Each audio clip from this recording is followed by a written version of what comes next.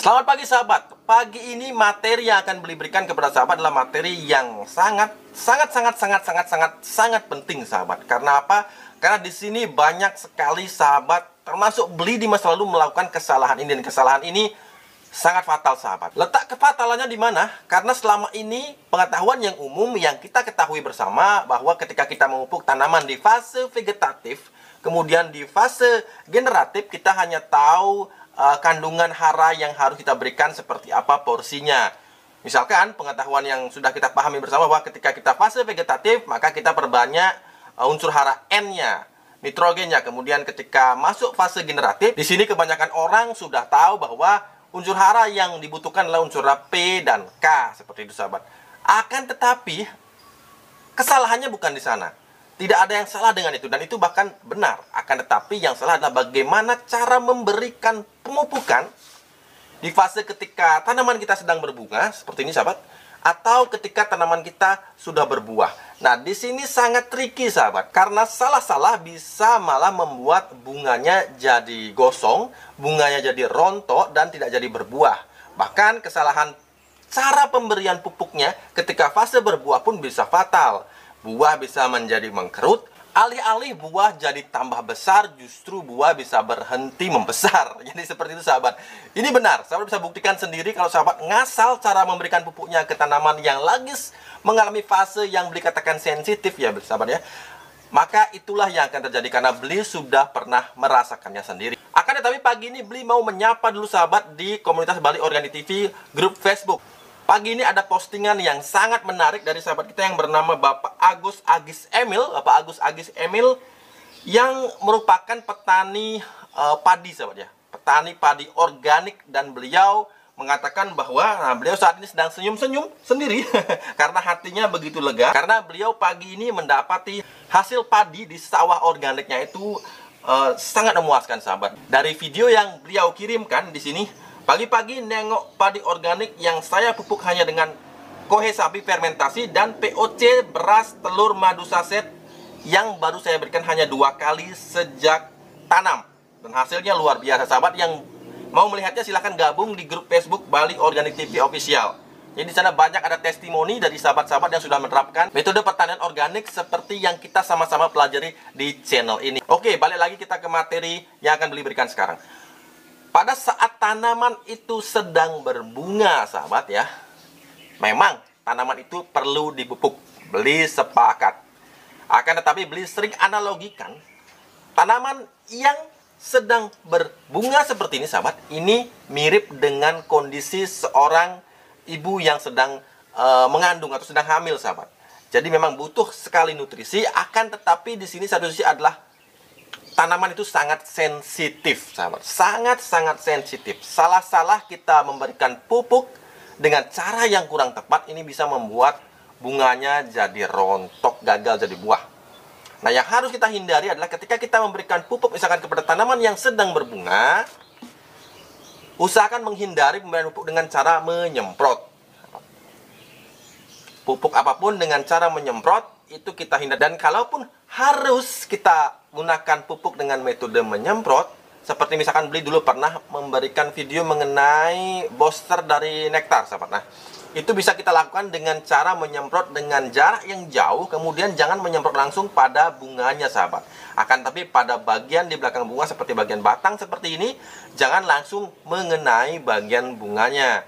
Nah, itu karena apa? Karena rangsangan sekecil apapun pada saat tanaman kita berbunga itu bisa diartikan negatif.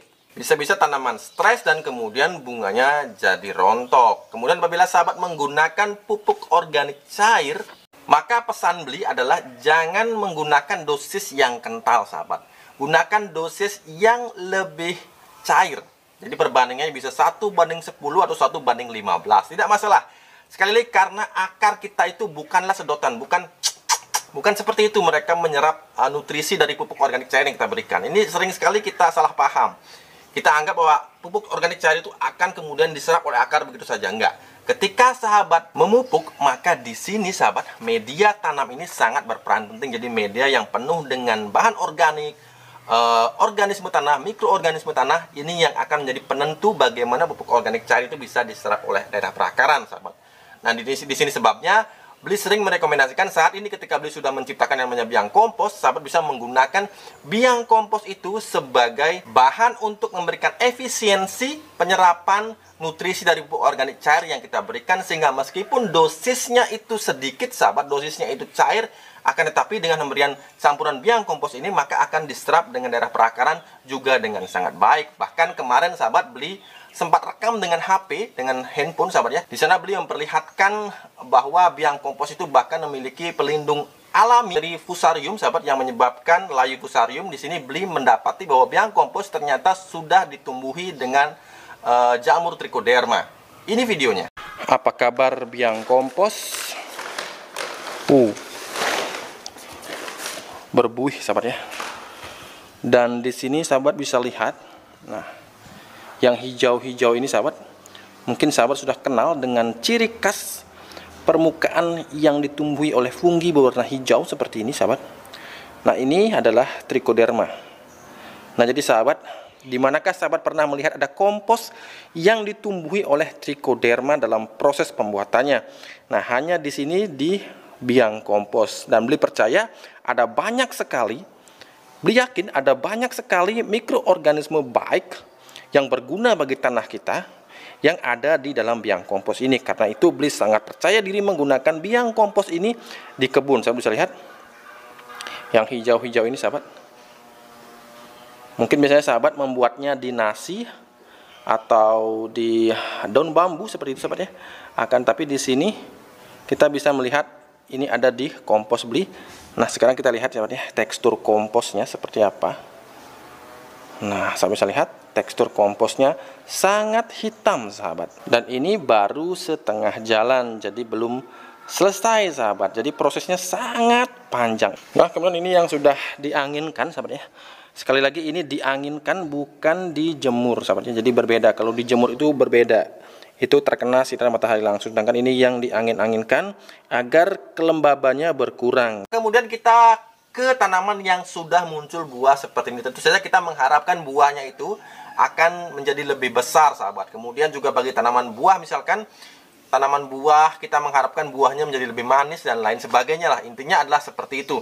Nah, di sini juga kita bisa memberikan pemupukan juga dengan cara yang sama sahabat. Jadi karena di saat tanaman itu berbuah sahabat, di sini ancamannya bukan lagi buah itu rontok, bukan lagi tanaman itu stres karena pupuk yang terlalu pekat, bukan seperti itu. Jadi bukan lagi tantangannya seperti itu, akan tapi ketika tanaman sudah berbuah sahabat, biasanya kelemahannya ada pada medianya. Jadi ketika tanaman berbuah, pastikan sahabat memberikan lagi kompos. Karena kompos ini tidak hanya berguna untuk sebagai asupan hara bagi tanah sahabat, akan tapi juga di sini akan memperbaiki lagi, memperkaya lagi keberadaan dari mikroorganisme tanah yang sangat diperlukan. Jadi di sini sahabat bisa memberikan pupuk yang kaya akan kalium, potasium, berikan dosis yang rendah akan tetapi dengan frekuensi yang rutin. Misalkan sahabat menjadwal pemupukan itu sekitar 5 hari sekali, berikan setiap 5 hari sekali sampai panen. Nah, mengapa beli tadi katakan bahwa tambahkan kompos? Karena pada fase ini, pada fase tanaman sudah berbuah, biasanya media tanam sudah mulai jenuh, sudah mulai asam sahabat. Karena dari fase vegetatif kita sudah memberikan pemupukan. Sehingga pada fase ketika sudah berbuah, maka media tanam kondisinya akan cenderung asam seperti itu. Nah, pemberian kompos ini, apalagi sahabat bisa menambahkan sedikit taburan dari biang kompos, akan memperbaiki kondisi dari media tanam keseluruhan. Di sini mikroorganisme seperti bakteri pelarut fosfat, seperti bakteri penambat nitrogen ini akan bekerja, sehingga nanti pH-nya pun akan kembali kepada pH yang ideal bagi pertumbuhan tanaman kita di fase berbuah seperti ini sahabat. Nah, mulai hari ini sahabat, bagi sahabat yang beli kirimkan biang kompos, maka di sini sudah beli lengkapi dengan panduan biang kompos itu. Jadi di sini ada cara pakai, kemudian juga ada cara perbanyakkan biang kompos. Jadi biang kompos ini bisa diperbanyak sahabat ya.